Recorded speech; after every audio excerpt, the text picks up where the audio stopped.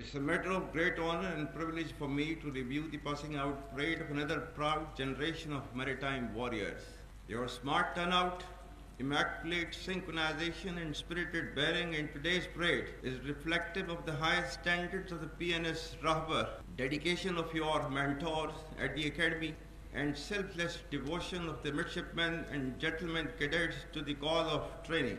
The award winners deserve special admiration for their outstanding achievements, particularly the proud parents and guardians whose constant support has inspired you to relentlessly endure the testing days of training and graduate with flying colors. Let me also congratulate our dear cadets from friendly countries of Turkey, Bahrain, Iraq, Palestine, and Djibouti, who have now become illustrious members of the prestigious Pakistan Naval Academy community. Today marks a new beginning and a unique opportunity in your lives as you join Pakistan Navy, an organization known for superior military ethos, meritocracy, and professional excellence. Maritime warfare is emerging and adapting with the ever-changing character of warfare.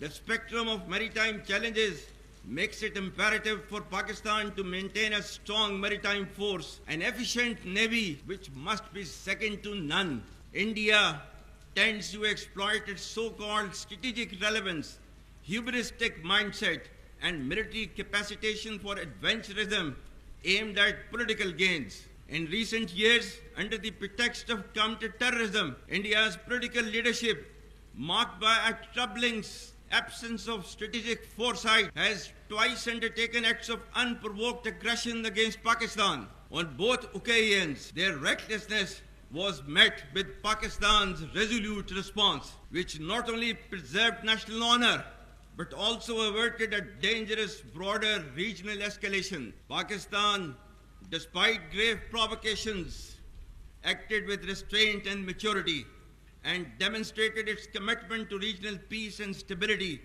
which has led to Pakistan's role as net regional stabilizer. However, the assumption that Pakistan would have any constraints in the face of any future violation of its sovereignty reflects a dangerous misleading of strategic fundamentals. As we steadily but surely build our comprehensive national power, any enemy acting on perceived vulnerability of Pakistan under the illusion of strategic impunity or miscalculation would get an assured, swift, and a very befitting response. The onus of ensuing escalation, one that may ultimately bear catastrophic consequences for the entire region,